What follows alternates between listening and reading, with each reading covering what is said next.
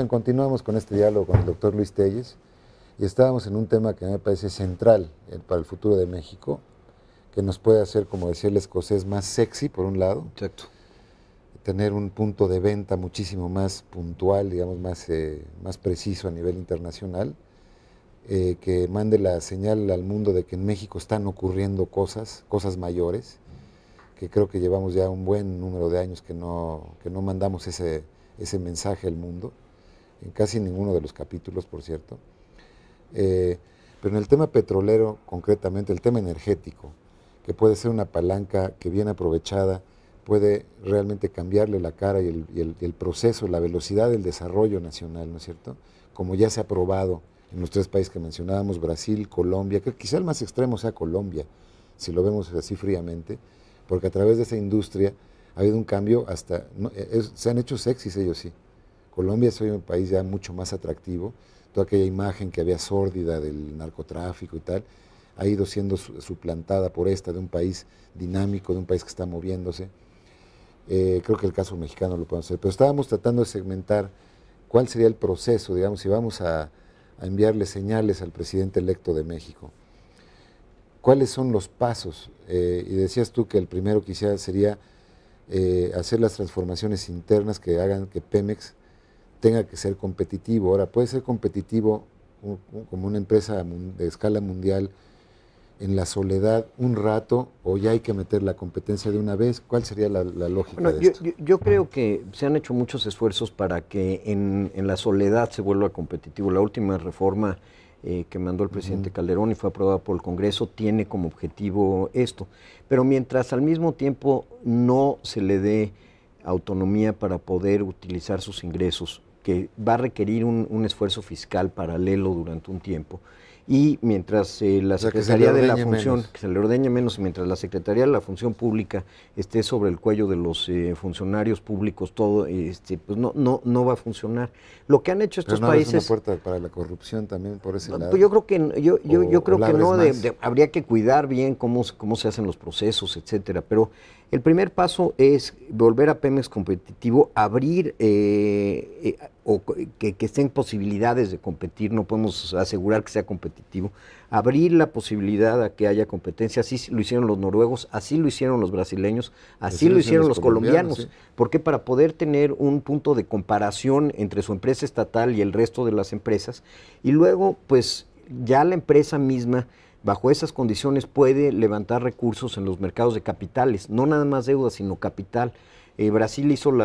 Petrobras hizo la colocación de capital más grande que ha habido en la historia de los mercados de capitales. Pemex podría colocar también una cantidad muy importante y esto tiene a su vez efectos colaterales, que es, por ejemplo, traer más liquidez al mercado mexicano, traer más recursos financieros al mercado mexicano, y entonces eso va a permitir que más empresas mexicanas, si la economía sigue creciendo, se coloquen en bolsa y puedan sacar puedan sacar capital para crecer.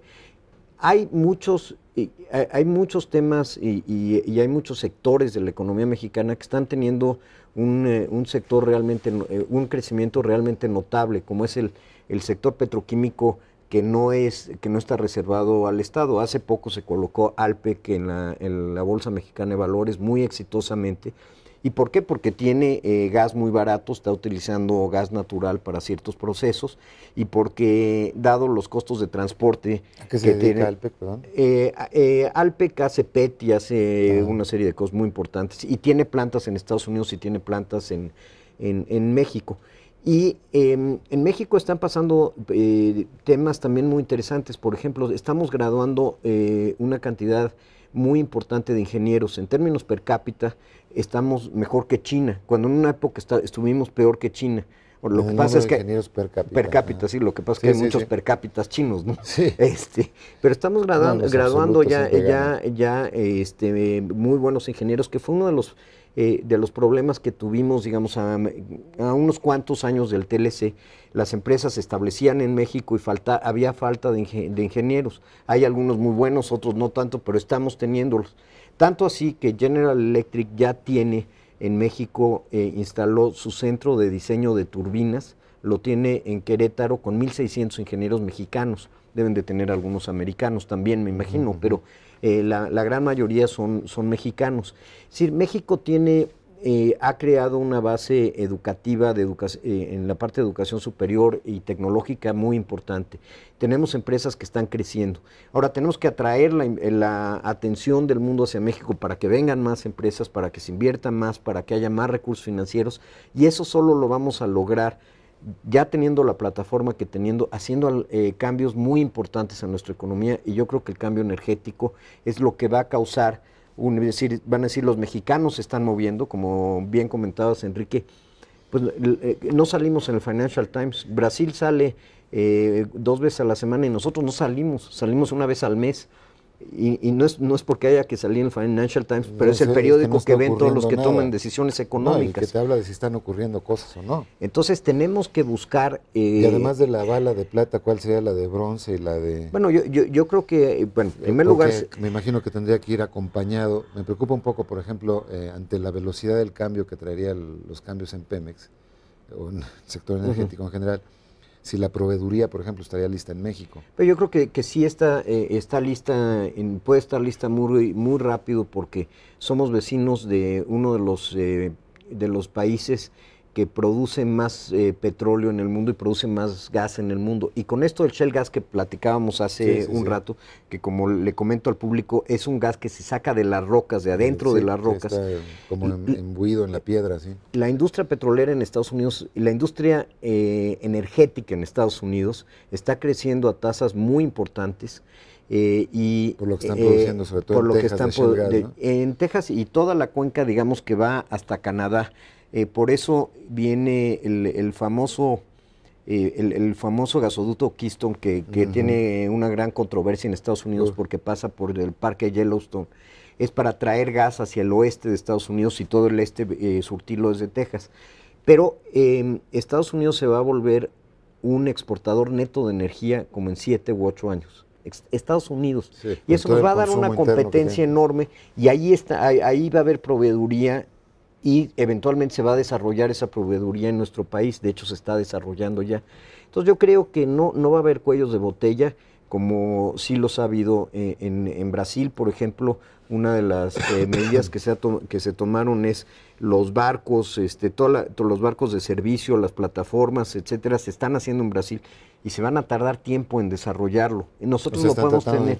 Están tratando de integrar. Nosotros nos podemos integrar con el tiempo. Pero hoy día es mucho mejor conseguir lo que hay a mano en el mercado, hasta por leasing, ese tipo de cosas. Consigues un barco, consigues una plataforma, no tienes que estarla fabricando. Pero nos hemos concentrado en el petróleo porque creo que es lo que va a despertar esta idea de la imaginación internacional sobre México. Y entonces, oye, México abrió el petróleo, pero fíjate que también es un centro de diseño para la industria aeronáutica muy importante, y es un centro de producción para la industria aeroespacial en el aeropuerto de Querétaro, y además es un lugar para establecerse porque tiene mano de obra muy calificada, y entonces vamos a entrar a esto. Entonces, al captar esto, o sea, Brasil no nada más ha crecido por Petrobras, o sea, Brasil ha crecido por muchas áreas de su economía, pero de alguna manera el cambio que hizo el presidente Cardoso, que fue quien lo hizo, y luego lo continuó el presidente Lula, es ese cambio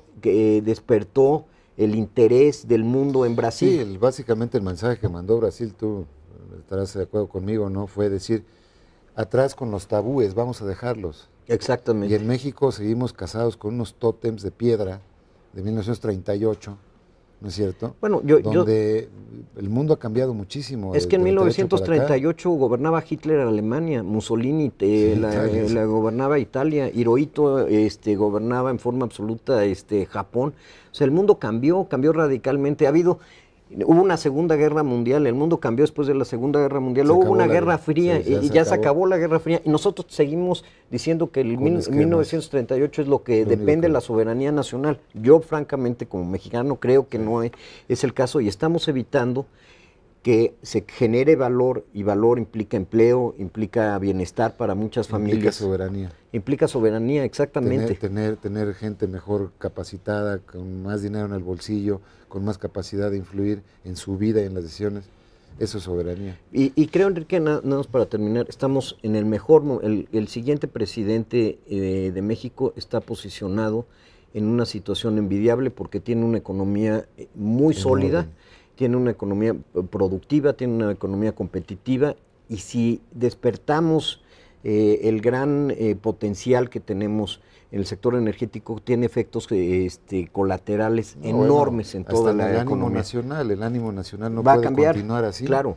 De vernos cada vez que salimos y, híjole, nos ven como narcos, y la parte de la imagen internacional, en lugar de tener una parte realmente muy vendible de México, que la tenemos desde luego. Vamos a hacer un pequeño corte, vamos a continuar quizá con algunas de las otras balas y con el tema precisamente de cómo hacer México, cómo posicionar de mejor manera a México en el mundo. Regresamos entonces. El 18 de marzo de 1938, el entonces presidente de México, Lázaro Cárdenas del Río, decretó la expropiación de la industria petrolera mexicana.